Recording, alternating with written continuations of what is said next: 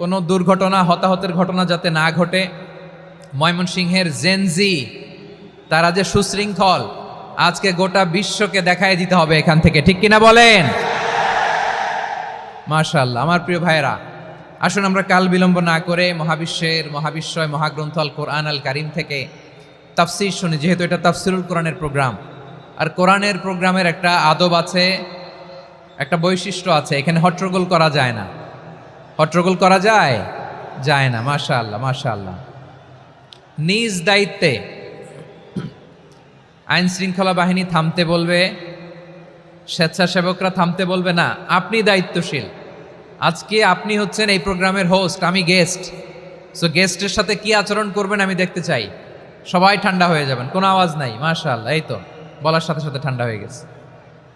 মাশাআল্লাহ, এই যে এই দিকটাও আওয়াজ হচ্ছিল, এখন ঠান্ডা। মাশাআল্লাহ মাশাআল্লাহ, তাবারাকাল্লাহ। জি, দেখেছি।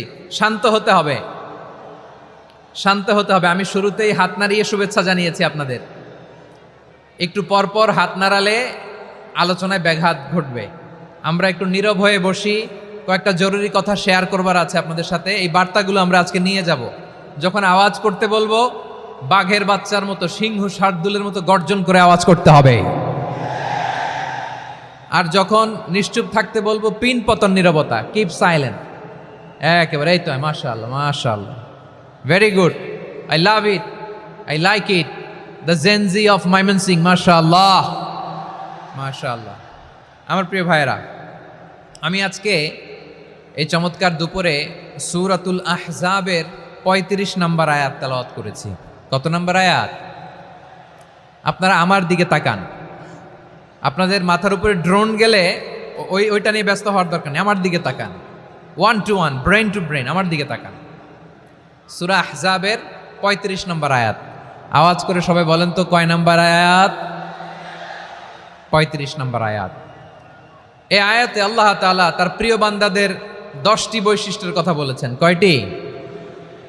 আজকে এই 10টি বৈশিষ্ট্য নিয়ে আমরা আলোচনা করব। আল্লাহ তাআলা কাদেরকে পছন্দ করেন? আমরা আল্লাহ তাআলার প্রিয় ভাজন, প্রিয় বান্দা হতে চাই কি চাই না? বলেন তো।